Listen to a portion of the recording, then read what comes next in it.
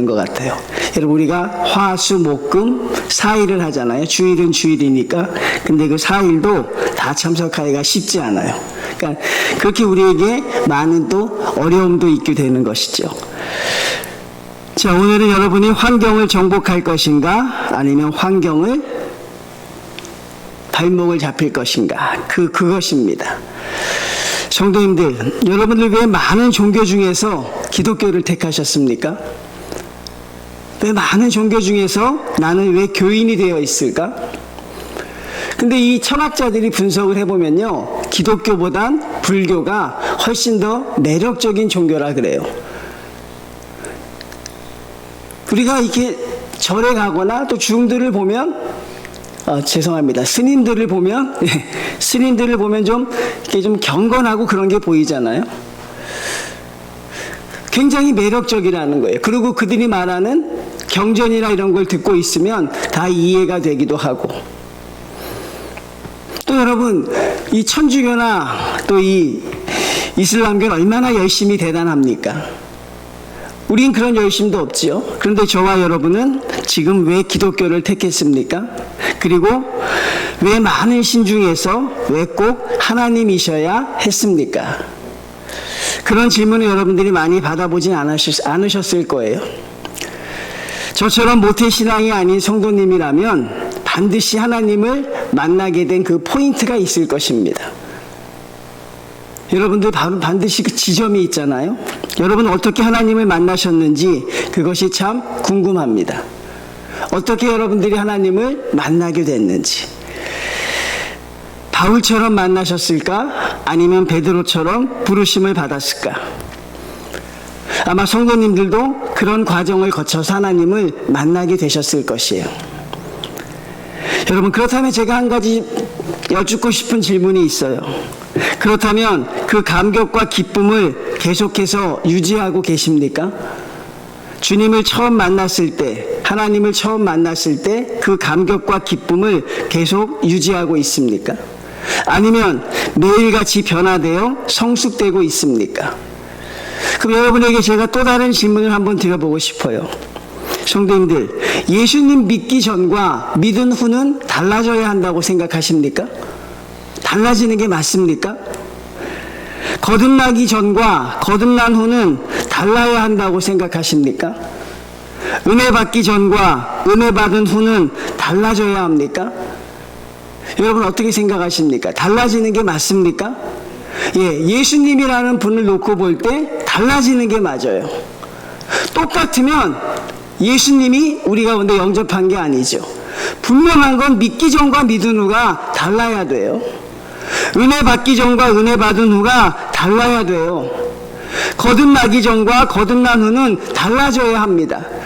하나님을 저와 여러분이 정상적으로 믿는다면 그런 일이 나타나요. 하나님의 역사는 항상 그렇게 나타나니까요. 날마다 새로워지니까, 날마다 변화하니까.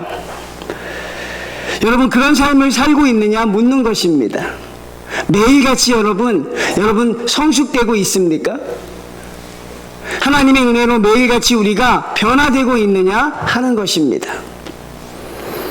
우리 목사님이 왜 정초부터 이렇게 기를 죽이실까? 또 그렇게 하는 분도 있을 거예요. 왜 이렇게 또 우리 기를 죽이십니까? 대답을 뻔히 알면서. 제가 처음 정인교회 와서 얼마 되지 않아서 여러분 설교했던 제목이 있어요. 혹시 기억나실지 모르겠어요. 혹시 도망칠 준비하고 계십니까? 제가 그런 제목으로 여러분에게 설교를 한번 드린 적이 있어요. 혹시 도망칠 준비하고 계십니까?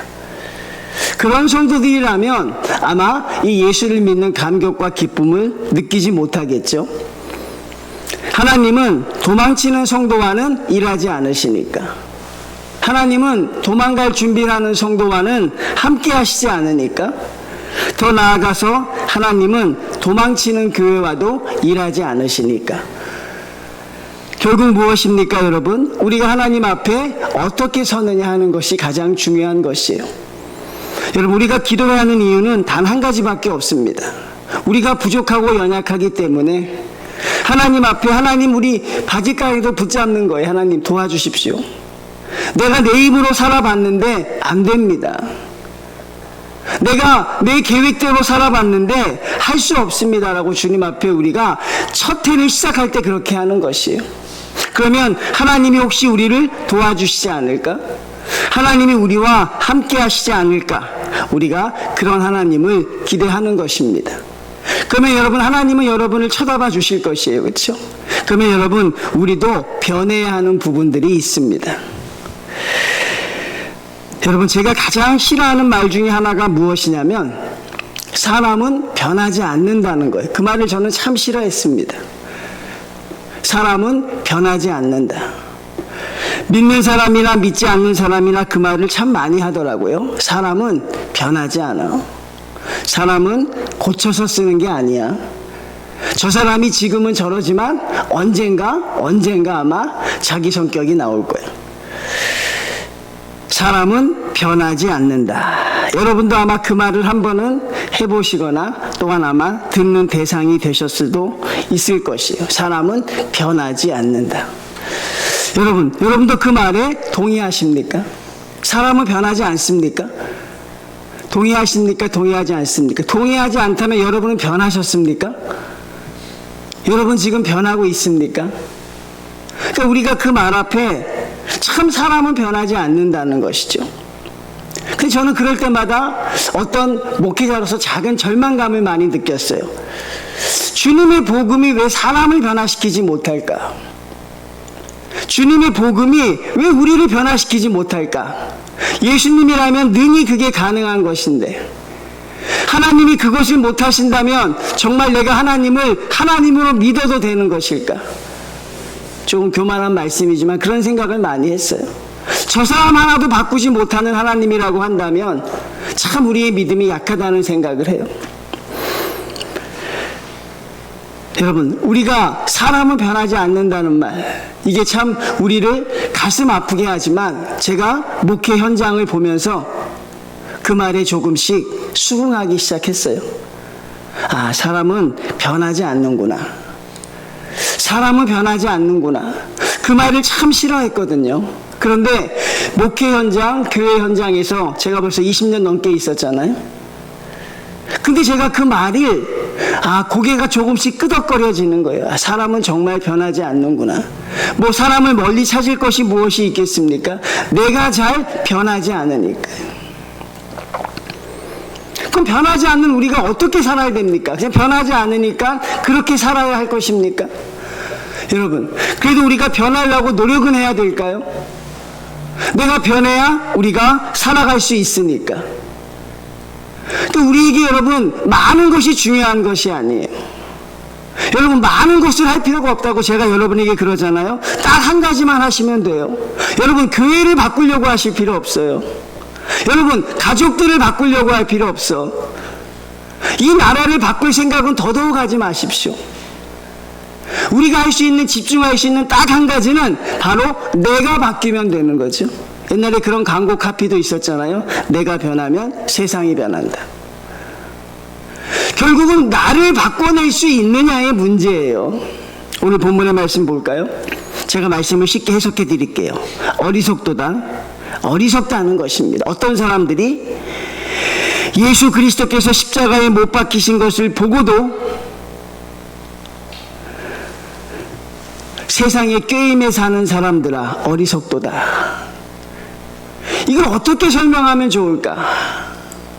주님이 그리스도의 십자가를 목격해놓고도 세상의 뜻을 따라 사는 사람들을 어떻게 해석하면 좋을까?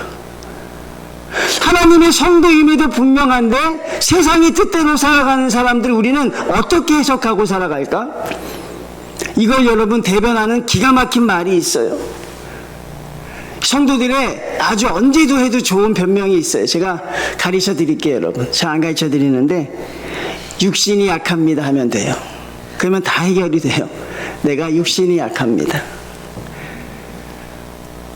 여러분, 십자가의 죽음을 보고서도 세상의 뜻대로 사는 너희가 어떻게 해석하면 좋겠냐고 물어보는 거예요, 바울이. 2절 볼까요? 내가 너희에게서 다만 이것을 알려 하노니 너희가 성령을 받은 것이 율법의 행위냐 믿음이냐, 너희가 믿음이 있기는 있느냐 물어보는 것입니다. 믿음이 있느냐? 그 다음에 3절은 제가 여러분에게 주고 싶은 아주 중심적인 메시지예요. 너희가 이같이 왜 어리석으냐? 왜 성령으로 시작해서 육체로 마치려고 하느냐? 왜 시작은 성령으로 했는데 왜 마치는 건 육체로 마치느냐? 2024년도 신년 특별 기도회로 시작을 했는데 왜 2024년도 마지막에 하나님 앞에 감사의 영광을 드리지 못하느냐 하는 것입니다. 이 말씀이 어떻게 제 말에 가슴을 이렇게 찌르는지요. 왜 성령으로 시작해서 육체로 마치겠느냐? 결국 나를 바꿔내지 못하면 우리는 또 그런 삶을 살 수밖에 없어요. 목사님 부흥회 이런 거 하지 마세요. 특별기도회 그런 거 해도 다 소용없습니다. 그때뿐입니다. 누가 자주 하는 말이에요? 성도님들이 자주 하시는 말이에요. 목사님 그때뿐이에요. 2월달 3월달 가면 다시 원래로 옵니다. 그러니 안 하셔도 됩니다라고 이야기해요. 성령으로 시작해서 육체로 가는 것, 이게 우리의 정해진 길이라면 너무 가슴이 아파요. 너무 가슴이 아파요, 여러분. 분명히 성령으로 시작했는데 육체로 마칠까봐. 그럼 무엇이 문제일까요, 여러분? 여러분 어떻게 생각하고 있습니까? 여러분 그런 삶도 만족하십니까? 성령으로 시작했다 육체로 마치는 그것도 아멘 하실 수 있어요? 안 그렇잖아요. 그러면 관건은 딱 하나라고요. 결국 내가 변하는 것이죠. 그럼 나를 변하지 못하게 하는 게 무엇인가? 왜 내가 못 변하는 것일까? 예수 믿는 사람은 매일 바뀌어야 하는데, 내가 날마다 죽어서 새롭게 태어나는 게 예수 믿는 건데 어제보단 내일이 나아야 되고 오늘보단 내일이 나아야 되잖아요. 근데 그렇게 하지 못하고 우리 발목을 붙잡는 게 있어요. 제 발목도 붙잡고 여러분 발목도 붙잡는 게 있다고요, 여러분. 그게 뭐냐면 다른 사람이 아니라 나라는 존재가 내 발목을 붙잡고 있죠. 자, 누가 성령으로 시작해서 육체로 마치게 합니까? 여러분 자신입니다. 그러니 우리는 여러분 바꿔내야 돼요.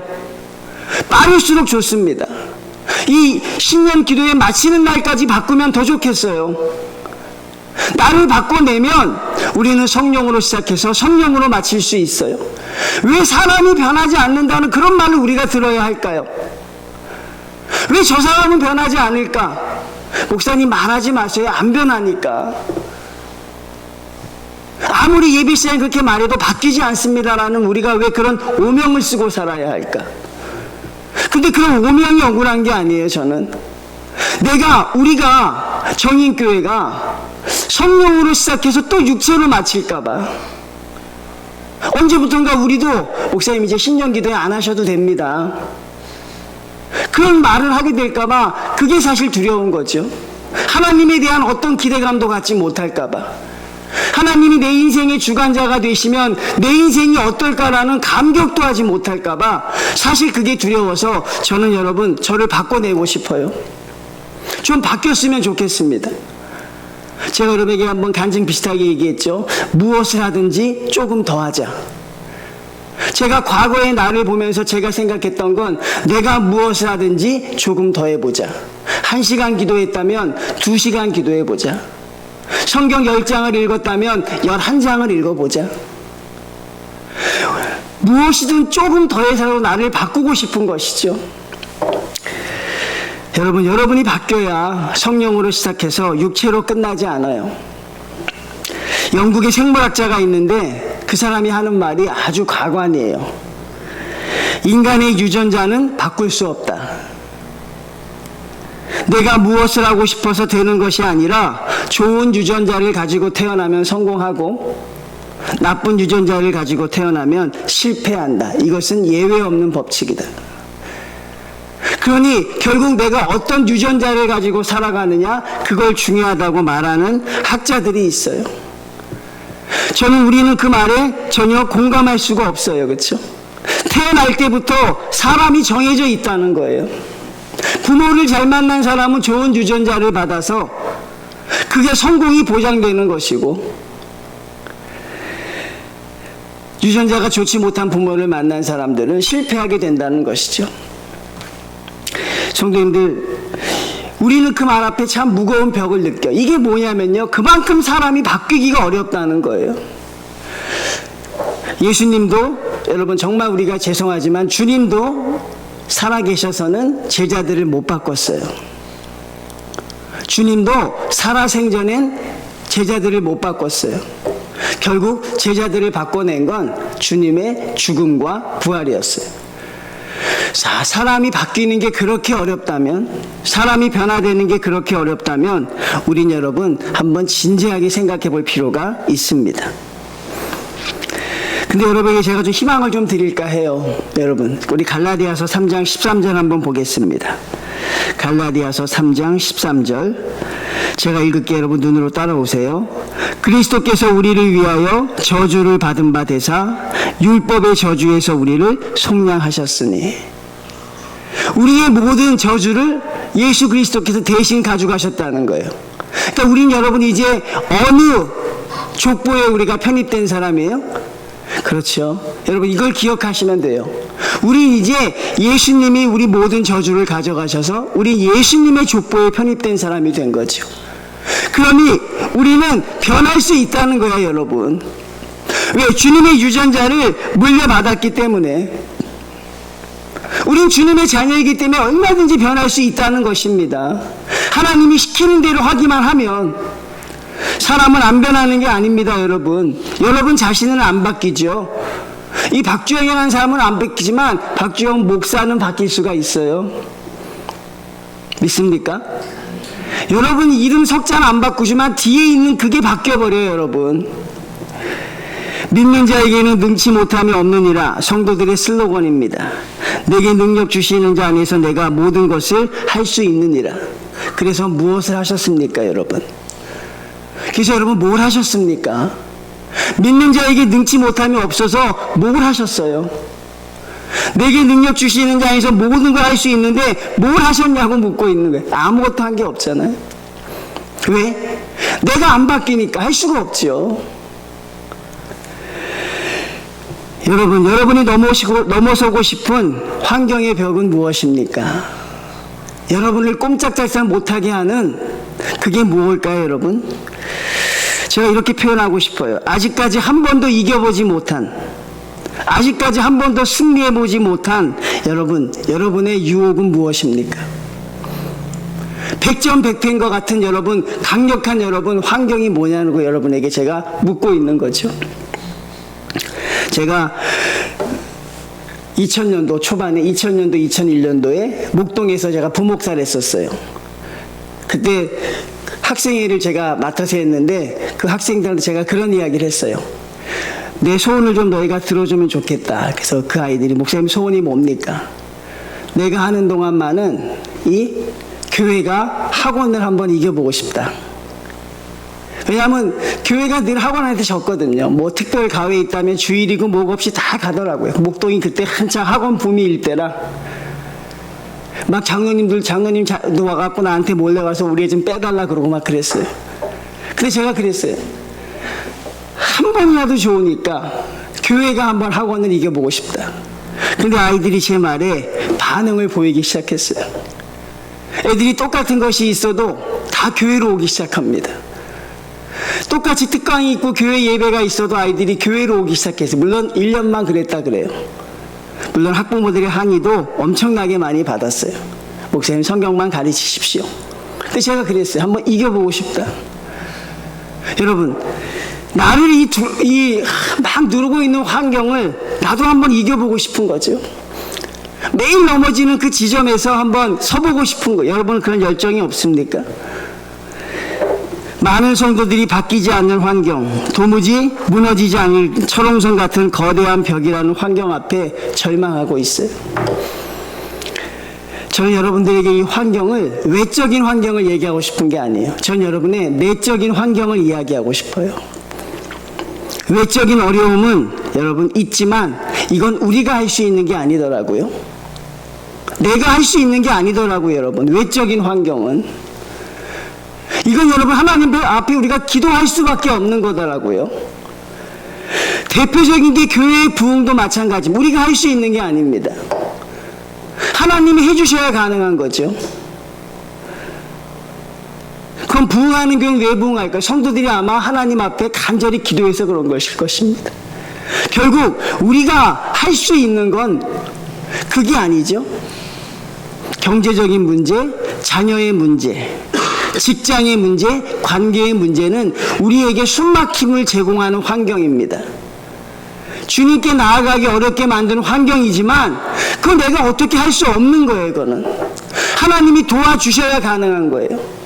주님이 물질의 복을 주셔야 물질의 복도 받는 것이고, 직장의 문도 열어주셔야 내가 직장에 취직할 수 있는 것이, 나는 하나님 앞에 기도할 수밖에 없어요. 그거는. 그리고 주님이 주시면 받고 안 주시면 못 받는 거예요. 그거는.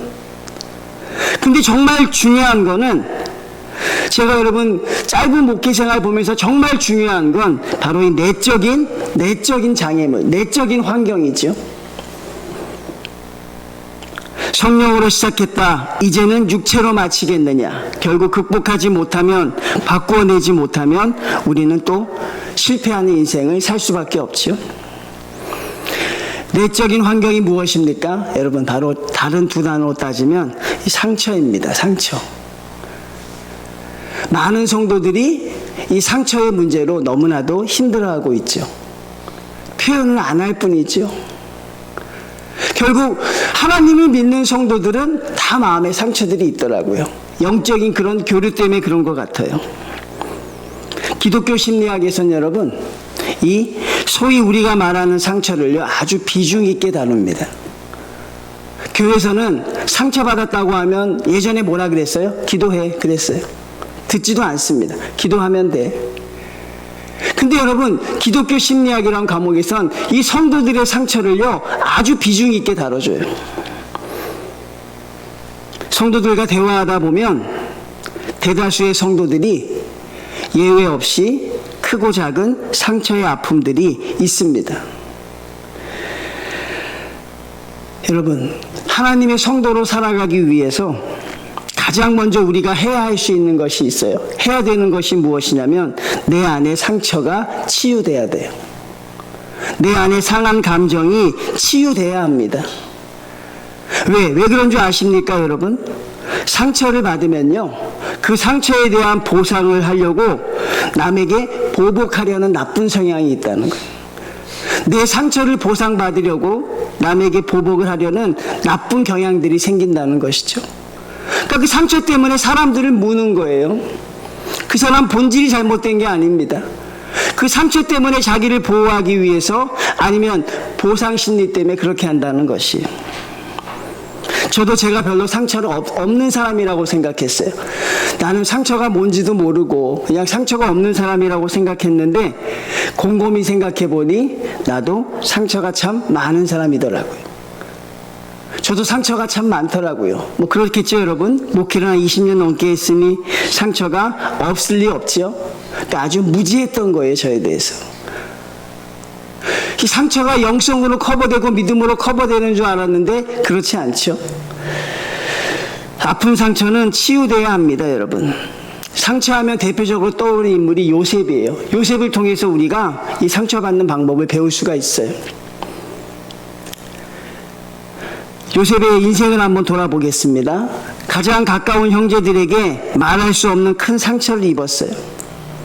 형제들이 요셉을 불러서 죽이려고 했습니다. 자기의 형들이 얼마나 큰 상처였겠어요? 미움받고 버림받고 배신했습니다. 노예로 팔아넘겼습니다. 감당할 수 없는 상처였어요. 근데 여러분, 그것으로 끝나지 않죠. 그토록 충성했던 보디발 장군에게 또 상처를 받습니다. 자기가 전심전력으로 주인으로 섬겼던 보디발에게 또 배신과 오해를 당합니다. 보디발 장군의 아내에게 누명을 쓰고 또 상처를 받습니다. 감옥에 들어가서 술 맡은 관원에게 또 상처를 받습니다. 상처의 투성이죠, 요셉이라는 사람이. 요셉이 17살 때 애굽으로 끌려왔어요. 13년간을 여러분, 아무 연고도 없는 외국에서 숱하게 상처를 받으며 살아갑니다. 눈을 감으면 자기를 죽이려는 형제들의 얼굴이 떠올랐을 거예요.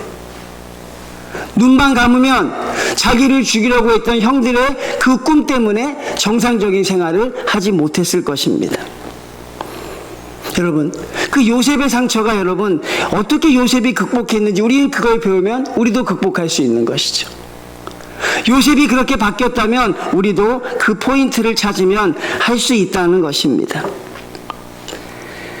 만약에 요셉이 그 상처가 치유되지 않았다면 어떤 인생을 살았을까요, 성도님들? 상처를 가지고 있는 사람이 국무총리의 위치에 올랐다고 생각하면 여러분 아마 요셉은 자기의 그 자리를 어떻게 활용했을까요? 아마 원수를 갚는데 활용했을 거예요. 아마 자기 형제들을 죽이려고 했을 것이고 보디발 장군을 죽이려고 했을 것이고 그의 아내를 죽이려고 했을 것이고 그리고 여러분 아마 술 맡은 관원을 죽이려고 했을 것입니다. 근데 요셉은 그런 삶을 살지 않았죠. 우리가 그걸 배우면 되는 것이에요. 상처는 여러분 늘 과거에 머물게 한다는 것입니다. 성도들이 상처를 받으면 조금도 앞으로 나가지를 못한다는 것입니다. 늘 그 자리를 맴돈대요. 상처를 받은 사람은 늘 포커스가 과거에 가 있습니다. 과거에 당했던 아픔 속에서 헤어나지를 못해요. 성도들도 마찬가지입니다. 아무리 2024년도 표어를 써놔도 상처를 받은 그 치유가 되지 않은 사람은 그 시각에 머물러 있는 거예요. 부부 생활도 그렇고요. 부모와 자식 간, 교회와 성도들도 마찬가지입니다. 부부도 서로 상처를 받으면 늘 똑같은 얘기만 하죠. 부모와 자식도 그렇습니다. 늘 마지막 대화는 상처의 포인트를 서로 그 지점을 나눌 수밖에 없지요. 교회와 성도들도 그렇습니다. 여러분 절대 가볍게 보시면 안 돼요. 한국 교회가 여러분 성숙함에서 실패한 게 이것을 놓쳐서 그래요. 믿음과 기도만 강조했어요. 말씀 보면 모든 게 다 해결될 줄 알았는데 결국 이게 가장 큰 문제들이 되기 시작하죠. 성도들의 영적인 상처. 그게 치유되지 않으니 교회에서 분쟁이 끊이지 않습니다. 그게 치유되지 않으니 하나님을 온전히 만나지를 못해요. 요셉의 치유 방법은 어떤 것이었습니까? 요셉은 자기의 꿈을 이루어가면서 자신의 상처들을 치유하기 시작합니다. 다시 한번 말씀드릴게요. 요셉은요, 하나님이 자신이 꾸었던 그 꿈을 이루어가면서 자신의 상처를 치유합니다. 여러분, 예수님은 왜 상처를 받지 않으셨을까요? 예수님이니까. 바울은 왜 상처를 받지 않았을까요? 숱하게 예수님을 죽이려 했던 정말 그 험한 말들, 그 말들 속에 주님은 왜 상처를 받지 않으셨을까요? 바울은 왜 상처를 받지 않았을까요, 여러분? 우리가 그걸 알면 되는 거죠. 왜 그럽니까, 여러분? 바로 자신들의 사명과 꿈을 향해 달려갔기 때문에 그래요. 성도들의 상처는 하나님이 주시는 꿈으로 치유가 될 수 있는 거예요. 성도들의 상처는 그 상처의 지점에 가서 다시 그것을 현상 복원하는 게 아니라 하나님이 주시는 축복과 바꾸는 것입니다. 하나님이 주시는 꿈의 성취를 통해서 내 상처가 치유되고 마는 것이죠, 여러분. 그래서 어떤 심리학자가 이런 예를 들었어요. 아이를 출산하는 엄마들, 여러분 10개월 동안 얼마나 힘든 시간이 있어요? 저는 잘 모르지만 그런 다짐을 하신다면서요. 다시는 안 난다고 하신다면서. 아이를 내가 다시는 안 난다. 그리고 남편도 괜히 미워하고, 그렇죠? 자, 근데 아이를 딱 낳는 순간 모든 괴로움과 슬픔들이 사라집니까? 맞습니까? 아이들을 낳는 순간 그런 것들이 다 사라지나요? 바로 그거를 이야기하더라고요. 하나님으로 인하여 받은 상처든 사람으로 인하여 받은 상처든 하나님이 주시는 기쁨의 감격으로서 여러분의 상처를 극복하라는 것입니다. 그러니까 하나님이 상처를 받은 성도라면 상처에 머무르지 말고 하나님을 향하여 당당하게 나가라는 것입니다. 그리고 하나님이 주시는 그 응답의 현장에서 기쁨으로 상처를 치유하라는 것이죠. 저는 그 책을 읽으면서 너무나도 가슴이 벅찼어요. 아, 성도들의 상처가 이렇게 치유되는구나. 얘기를 들어주고 그 얘기를 통해서 거기서 회복되는 지점도 있지만 결국은 무엇입니까? 하나님이 주시는 희망과 축복 속에 나의 아픔들이 같이 녹아들어가는 것이죠. 목회를 수십 년을 하고 신앙생활을 수십 년을 하였는데도 상처에 휩싸여 있으면 미래로 나아갈 수 없습니다. 여러분, 하나님이 여러분에게 주신 꿈들을 기억하십시오. 그리고 여러분, 그 꿈을 이루어가는 과정에서 여러분의 상처를 치유하셨으면 좋겠어요. 여러분의 상처들이 하나님이 주신 복과 정말 바뀌는 그런 기쁨들이 나타났으면 좋겠습니다. 하나님이 주시는 기쁨이 너무 커서 여러분의 상처들이 기억되고 잊혀지는 그런 것들이 되었으면 좋겠다는 사실입니다. 일하지 않으면 그 상처는 치유되지 않습니다. 성취의 기쁨은 과거의 고통을 잊게 하여 줍니다. 상처가 완전히 치유됐다는 여러분 표시가 뭐냐면 그 상처를 잊는다는 것입니다. 그 상처를 기억하지 않게 된다는 것입니다. 그 상처가 나를 계속 괴롭히는 것이 아니라 하나님의 은혜로 인해서 그 상처가 잊혀진다는 사실이죠. 여러분, 하나님이 주시는 축복된 경험을 통해 상한 마음이 치유되는 것입니다. 아, 성도는 그렇게 나가는 것이구나. 그러니까 2024년도 여러분, 하나님이 여러분에게 주신 사명, 그것을 이루어가기 노력하시면 됩니다. 하나님이 그때마다 여러분에게 큰 기쁨을 주실 것입니다. 그 상처에서 여러분들이 자유로워질 수 있는 것은 결국 하나님과 동행하는 것이라는 사실이죠. 그리고 그 상처를 잊어야 합니다. 여러분, 요셉은 그렇게 결단했습니다. 자기를 괴롭게 했던 형제들, 자기를 괴롭게 했던 그들을 용서하기로 결심합니다. 그들을 잊기로 결심합니다. 그때 요셉에게 더 큰 하나님의 복이 임하게 된 것을 성경이 기록하고 있어요. 욥도 여러분 그렇게 하나님에게 복을 받잖아요. 여러분, 욥이 세 친구에게 얼마나 큰 상처를 받았는지 우리는 알고 있어요. 얼마나 긴 시간 동안 욥의 마음에 그들이 큰 상처를 주었습니까? 여러분, 보통 사람 같으면 그 상처에서 헤어나오지 못할 것이죠. 근데 욥은요, 하나님을 만났다는 기쁨으로 그 상처를 치유하기 시작합니다. 눈으로 보는 하나님을 만나면서 욥은 자신의 모든 상처가 치유되기 시작하죠. 그래서 어떤 단계까지 이릅니까? 그 친구들을 용서하는 단계까지 이르고 있어요. 결국 여러분, 하나님 앞에 우리가 해야 할 일을 찾아서 하나님의 일을 감당할 때 여러분의 상처를 이기고 남는 기쁨을 하나님이 주신다는 것이죠. 성도님들, 여러분의 상처가 어떤지는 알 수 없습니다. 여러분이 그 문제로 얼마나 힘들어하는지 알 수 없지만 결국은 하나님으로 인하여서 그 기쁨이 바뀌어져야 한다는 사실이죠. 마음의 상처가 가득한 사람과 그것이 해결된 사람의 고백의 차이가 있어요. 여러분, 이스라엘 백성이 광야에서 죽게 되었을 때 여러분, 그들이 뭐라고 고백합니까? 제가 한번 소개해 드렸잖아요. 하나님이 우리를 이 땅에서 죽이려고 인도하셨다고 그렇게 고백을 해요. 40년간 광야 생활, 하나님에게 받은 상처들이 있고 모세에게 받은 상처들이 있는 거죠. 그게 치유가 되지 않았죠. 만나를 먹으면서도 치유가 되지 않았고, 그것이 여러분 그들이 주님이 주시는 구름 기둥과 불 기둥을 보고도 치유가 되지 않았어요. 그들이 뭐라고 고백합니까? 하나님이 우리를 이 땅에, 우리를 죽이려고 이 땅에 보냈습니다. 그렇게 고백을 하는 상처받은 백성들의 모습이 있어요. 근데 오늘 요셉은 어떻게 고백하는 줄 아십니까? 자기의 형제들이 요셉 앞에 나옵니다. 얼굴을 들지 못해요. 왜? 자기들이 팔아서 여기까지 왔으니까. 근데 요셉은 여러분 어떻게 해석합니까? 당신들이 나를 이곳에 팔았으므로 근심하지 마십시오. 한탄하지 마십시오.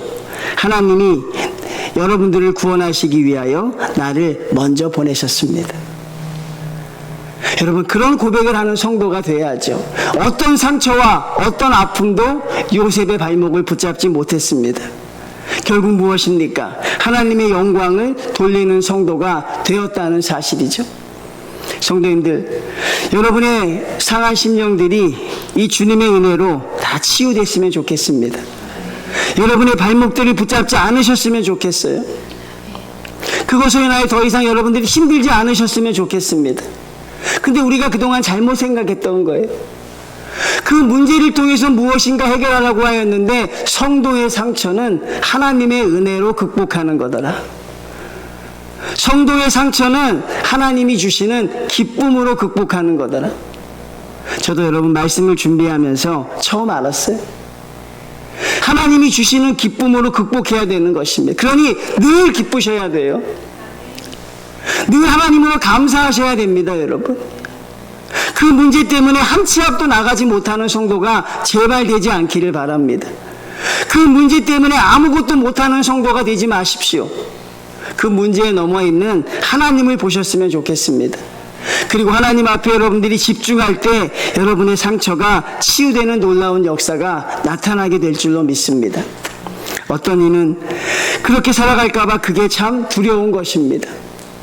그렇게 살아갈까봐 나를 여전히 바꾸어내지 못하고 그 나를 올가매는 환경 속에서 여전히 끌려다니면서 또 성령으로 시작했다가 육체로 마치게 될까봐 죽음의 주님의 십자가를 눈으로 목격하고서도 그것에 체험을 하지 못하고 살아가는 성도가 될까봐 그게 사실 두렵죠. 그리고 또 저도 두려운 것입니다. 하나님의 기쁨이 우리의 상처를 치유해 주실 줄로 믿습니다. 하나님의 구원의 감격이 여러분을 인도해 주실 줄로 믿습니다. 성도님들, 그렇게 하나님 앞에 당당하게 나서십시오. 그리고 여러분이 할 일을 하십시오. 여러분의 사명을 감당하십시오. 하나님이 채워주실 줄로 믿습니다. 여러분, 환경에 발목 잡히지 마시고 환경을 극복할 수 있는 성도들이 되셨으면 좋겠습니다. 하나님이 저에게 큰 능력을 주셔서 여러분의 상처를 만져줄 수 있는 목회자가 되기를 바라죠. 주님이 그러하셨던 것처럼 여러분 모든 것 다 하나님 앞에 맡기고 환경을 이겨낼 수 있는, 환경을 극복할 수 있는 우리 정의교회 모든 성도님들 되시기를 하나님이 기다리고 계실 것입니다. 우리가 그런 은혜를 받는 복된 2024년도 한 해가 되기를 주님의 이름으로 축원을 드립니다. 우리 찬양하겠습니다.